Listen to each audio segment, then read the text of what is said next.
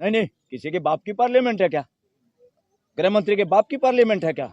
या जो पार्लियामेंटेरियन बैठे हैं उनके बाप की पार्लियामेंट है क्या? ये इस देश की पार्लियामेंट है। People are supreme. इनका आंसर भी मुझे कल देना, हमारे को देना, तीनों जजों को। और कल 2 बजे मुझे आई होप कि इंटरिम ऑर्डर भी अच्छा ऑर्डर होगा, क्योंकि आज कोर्ट भी खचाखच भर रही थी। तो ये कह रहा हूँ, केंद्र इस देश का समय बर्बाद करने के लिए है क्या? पार्लियामेंट इस देश का समय बर्बाद करने के लिए है? ये पार्लियामेंट के भी इन एमपीओ की तनख्वाह से पैसे काटने चाहिए। सुप्रीम कोर्ट ने मेजर एक तो 2-3 तो वो बातें कही हैं कि भाई इन बातों को अभी ना किया जाए। कोई भी इसके प्रॉपर्टी, तो कोर्ट ने जो भी चीजें घोषित की हुई पहले से, वक्फ प्रॉपर्टी अगर कोर्ट ने घोषित की हुई है किसी की, उस पर कोई तुम अपना ये चाकू मत चलाओ। अगर कोई देना चाहे वो स्टे के और ज्यादा बड़े लेवल पे इन प्रॉपर्टियों पे अभी से कोई ऐसा काम ना करे, जल्दबाजी में जो काम नहीं करे। जल्दबाजी में कानून पास करना, जल्दबाजी में भाग के शादी करना, उसी तरह से ये काम। ये तो प्राइमा फेसी लग रहा था कि जो ये कानून बनाया है इसमें जो ट्रांसपेरेंसी होती है, जो कानून को बनाना चाहिए सही सोच समझ के, सबकी भागीदारी के साथ। कानून बनाने का ये मतलब नहीं है कि पार्लियामेंट में किसी पार्टी की मेजोरिटी है, जो मर्जी कानून बना लो और जल्दबाजी में कानून बना लो, आधी रात को कानून बना लो। ये दिस इज नॉनसेंस। ये मिसयूज है पार्लियामेंट का। जैसे abuse of law, abuse of process होता है, this is abuse of parliament. Parliament का कोई अब्यूज नहीं कर सकता, उसका मिसयूज नहीं कर सकता। पार्लियामेंट का सिर्फ सदुपयोग किया जा सकता है पूरे देश के हित में। और वो देश का हित चाहे मुस्लिम का हो, चाहे हिंदू का हो, चाहे ईसाई का हो, चाहे सिख का हो, इनके बारे में भी कानून बनाने के वक्त पूरे 142 करोड़ लोगों को ध्यान में रखना जरूरी है। क्योंकि हर कानून, हर फैसला, हर पॉलिसी के बाद फ्रेटर्निटी बढ़नी चाहिए देश के अंदर, भाईचारा बढ़ना चाहिए। किसी के अंदर भी किसी को ये ना लगे कि मेरे साथ नाइंसाफी हुई है। कोर्टों में अब देखिए, ये जो ही पास किया कानून, उससे पहले ही उतावले थे लोग कोर्ट में आने के लिए। तुरंत कितने लोग कोर्ट में आए हैं? इसका मतलब क्या है? इसका मतलब पार्लियामेंट ने बदमाशी की है, सिंपल।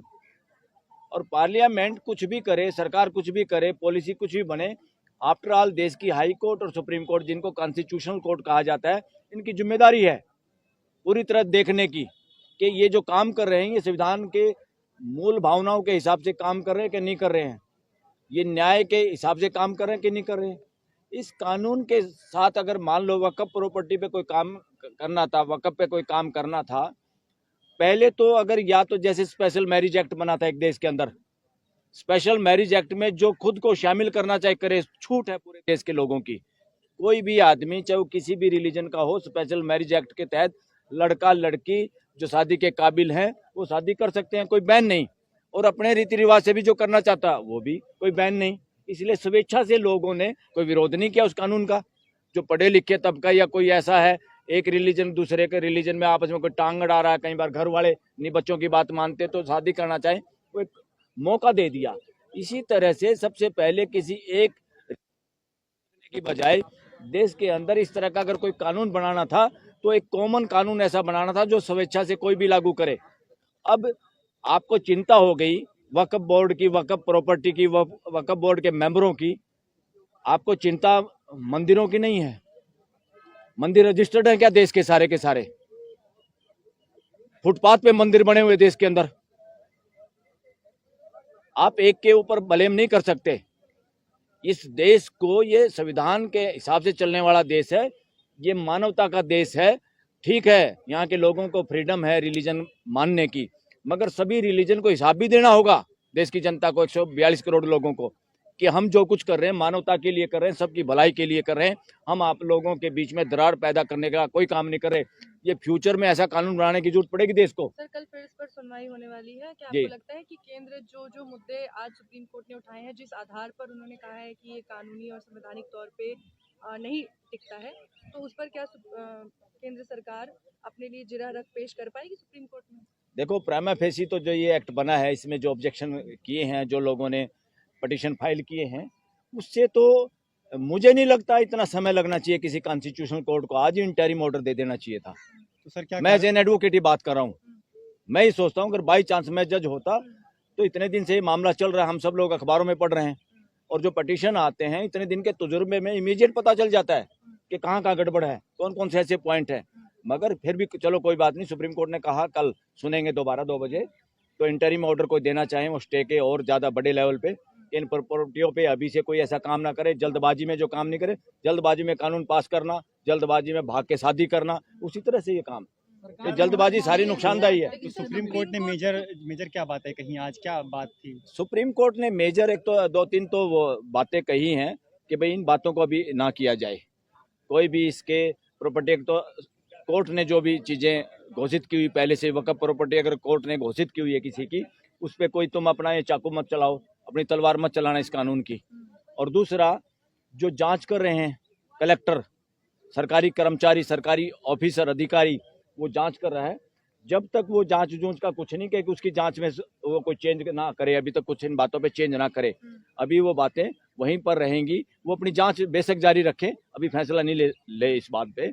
और ये सबसे बड़ा धोखा इस देश में कि कलेक्टर या डीसी किसी काम को करते हैं, कलेक्टर और डीसी प्यादा था अंग्रेजी हुकूमत का, गवर्नर जनरल के प्यादे, जैसे मदारी का बंदर होता ना, उनके जरिए इस देश में हुकूमत करते थे, वो ब्रिटिश राज था, वो एक तरह से शासन था देश में। अब ये डेमोक्रेटिक कंट्री है, डेमोक्रेटिक कंट्री में कोई राजा नहीं होता, कोई रूल नहीं होता, सिस्टम होता है, व्यवस्था होती है, मानवीय व्यवस्था, और उसके सेंटर में लोग होते हैं। वहाँ कोई Raja Rani, governor general, CM PM नहीं होता, पार्लियामेंट भी नहीं होती, सबसे केंद्र में देश के लोग होते हैं। और उस देश के लोगों के लिए जो कानून बनाया जाता है या जो कानून बनना चाहिए, वो एक बात को ध्यान में रखने के बाद बनाया जाता है, वो है फ्रेटर्निटी, भाईचारा, समाज का इकट्ठा रहना, वो ज़्यादा जरूरी है।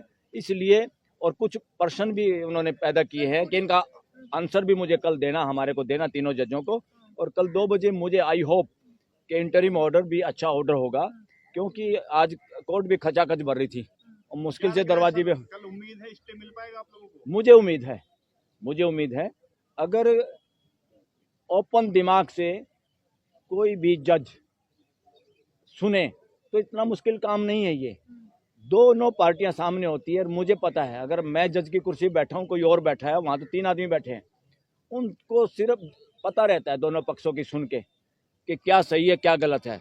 ये इतना मुश्किल काम नहीं है, जितना मुश्किल काम दिखाई देता है कई बार वो मुश्किल होता नहीं, वो मुश्किल बनाया जाता है। ये कहना पड़ेगा हमारे को, न्याय करना इतना मुश्किल काम नहीं है, सबसे आसान है न्याय करना। बेईमाना करना मुश्किल काम है, बेईमाने के लिए बहाने बनाने पड़ते हैं, उसमें जो लॉजिक और रीजनिंग आप देंगे वो उसमें गड़बड़ होती है, वो लोगों को हजम नहीं होती। जब न्याय करते हैं तो दोनों पक्ष खुश होते हैं, घर में भी जब हम न्याय करते हैं ना, सारा परिवार ही खुश हो जाता है, सारे मिल जाते हैं। मुक्त कराने के लिए कानून लाया गया है, जो कब्जा हुआ है वक्फ बोर्ड के नाम पर। देखिए, वक्फ बोर्ड पे कब्जा, वक्फ की कौन सी जमीन है, बाई यूजर है, 5 साल तक मुसलमान होना जरूरी है, ये नॉनसेंस बातें हैं। अरे इस देश का कोई भी आदमी, मैं हिंदू हूँ, मैं देना चाहता हूँ, बताओ, अगर आज मेरी मर्जी है और मुझे लगता है इन मेरे भाई मुसलमानों के पास ये चाहते हैं कोई मस्जिद और इनके पास ज़मीन नहीं है और मेरे पास ज़मीन है, मैं आधा एकड़ या 200 गज 400 गज देना चाहता हूँ, तो कौन है मुझे रोकने वाला? ये नॉनसेंस है, ये बदमाशी है, गुंडागर्दी, ये नहीं चलेगी, ये इस देश में चलेगी नहीं। चलाने की कोशिश है, वो वापस हो जाएगी। केंद्र सरकार की ओर से, नेताओं की ओर से अब तक जो दलीलें दी जा रही थी कि इतने फायदे हैं, ये है वो है, क्या सुप्रीम कोर्ट में भी वही फायदे गिनवाए जाएंगे?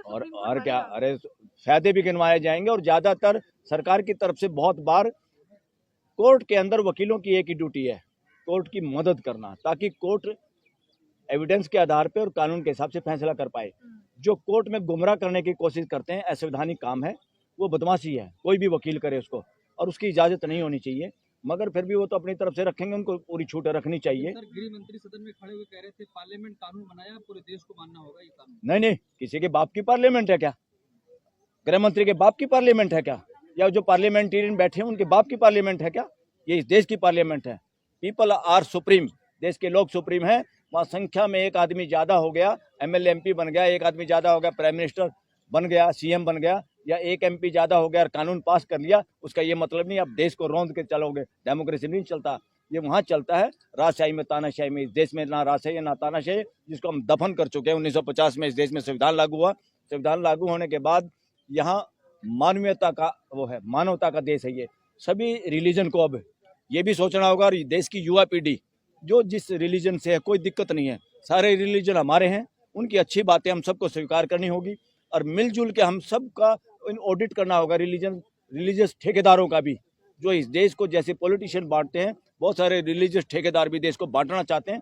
अपनी गद्दियाँ महफूज करने के लिए, परिवार दर परिवार, मैं मर गया मेरा बेटा, उसके बाद मेरा बेटा, मैं एमएलए हूँ तो मैं मर जाऊँ जो मेरा बेटा। इसी तरह से रिलीजियस ठिकानों पे भी इस देश के पूरा समाज जहाँ खिलाफ होता वो हर उसमें है।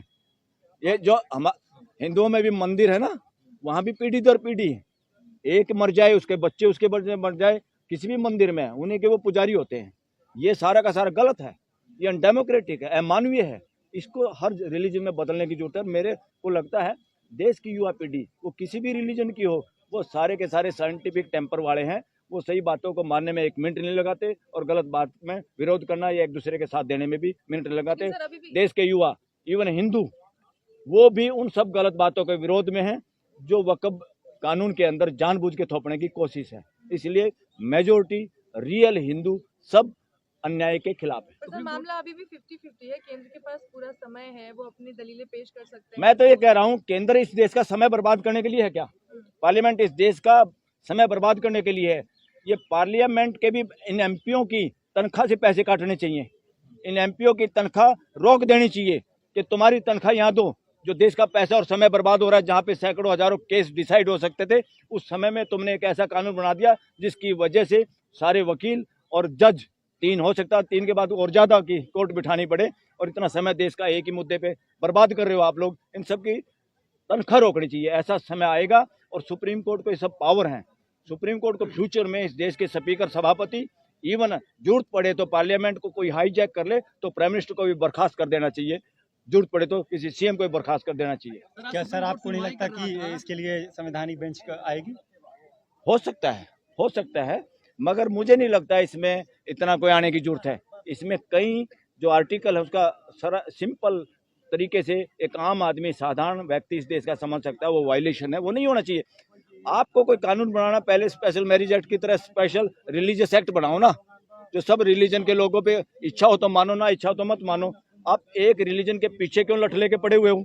इससे सारा साबित है एजेंडा ही कुछ नहीं तुम्हारे पास ना गरीबी ना शिक्षा के लिए, सारे प्राइवेटाइजेशन है, अस्पताल कितने महंगे हो गए, सरकारी स्कूल बंद हैं, देश के गरीब आदमियों के बच्चे अच्छे स्कूलों में पढ़ नहीं सकते। तो what is going on nonsense. वक्त की संपत्ति का अच्छे से इस्तेमाल नहीं हुआ ना। मोदी जी ने कहा था वो देखो, अगर अच्छे से इस्तेमाल हुआ होता तो पंचर नहीं बना रहे होते मुस्लिम समाज के युवा। अच्छा, वो पंचर बना रहे मुस्लिम समाज के युवा, पंचर लगाना बुरी बात है, वो काम कर रहे हैं। तुम्हारी तरह झंडे उठा के बेरोजगार युवाओं को तुम बेवकूफ तो नहीं बना रहे। तुम झंडे फहरवा के नारे लगवा के खुद एमएलए एमपी बन रहे हो और देश के युवाओं को मिसगाइड कर रहे हो। 10-10 साल तक नारे लगा के झंडे लगा के जो युवाओं की जिंदगियां बर्बाद हो रही है। ये नौकरी वोकरी नहीं, बेरोजगारी और उनका मेंटल शोषण है, इसको कहेंगे मेंटल शोषण समाज के युवाओं का। कह रहे हैं कि सुप्रीम कोर्ट को दखल नहीं देना चाहिए सरकार के काम में। कौन कह रहा? विधायिका के काम में बीजेपी के सुप्रीम मंत्री कोर्ट किरण को, रिजिजू जी। न्यायपालिका को विधायिका के काम में दखल नहीं किसने देना कहा? चाहिए। किरण रिजिजू ने, उन्होंने कहा उन्हें यकीन था कि रद्द नहीं करेंगे। इस मामले पे मैं कहूंगा अगर किरण रिजिजू ने कहा तो वो बेवकूफ है। वो लॉ मिनिस्टर रहा, उसके बावजूद उसको अकल नहीं। इसका मतलब हाई कोर्ट और सुप्रीम कोर्ट को हर काम में इंटरफेयर करने के लिए तो बनाई हमने कि बदमाशी पार्लियामेंट करे, बदमाशी सरकार करे, बदमाशी कोई सीएम पीएम करे, बदमाशी कोई ब्यूरोक्रेसी करे, बदमाशी पुलिस करे। उनकी नकेल भालू की तरह नकेल कसने के लिए तो हमारी सुप्रीम कोर्ट और हाई कोर्ट है। और क्या फिर हम भी अगर न्यायपालिका के कामों में दखल देने लगे, विधायिका अगर दखल देने लगी तो ठीक नहीं होगा ना। वो कैसे दे सकते हैं? सुप्रीम कोर्ट के फैसले अगर उनको अच्छे ना लगे हो, पार्लियामेंट में दोबारा कानून बना लो, मगर वो सुप्रीम कोर्ट की नकेल नहीं कर सकते। सुप्रीम कोर्ट उनकी नकेल कर सकती, इसीलिए तो सुप्रीम कोर्ट है, न्यायालय बनाया इसलिए है।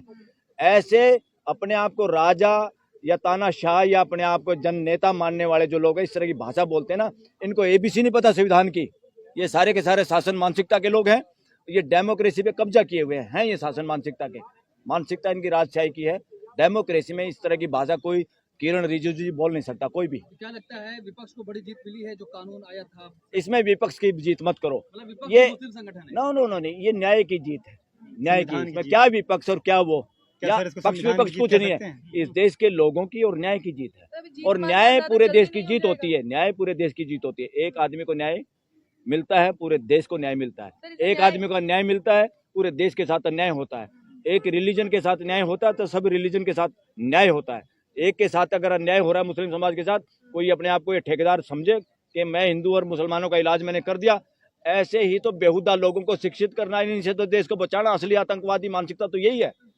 सर आप इसे न्याय कह रहे हैं, लेकिन इसे न्याय कहना अभी ज्यादा जल्दबाजी नहीं किसको? होगी इस मामले पर? आप कह रहे हैं कि न्याय मिल गया है विपक्ष को। अरे न्याय इसलिए मिला, न्याय का मतलब क्या है? क्या? संविधान की जो मूल भावना है, हम्म, आप कैसे कर सकते हो? हम्म, आप अगर इतने अपने आप को बना रहे हो, हिंदू राष्ट्र के ठेकेदार बनते हो और मेजोरिटी के ठेकेदार हो, मेजोरिटी हम जो मर्जी कानून बना सकते हैं, तो डेमोक्रेसी मेजोरिटी का नाम नहीं होता।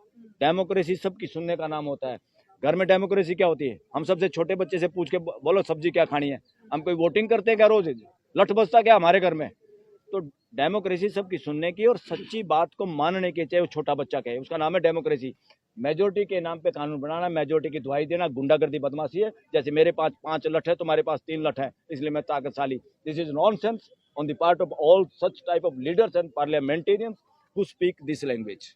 Thank you, शुक्रिया sir. सर। खबरों में बने रहने के लिए फोरम 4 को सब्सक्राइब करें और नोटिफिकेशन पाने के लिए बेल आइकन दबाएं।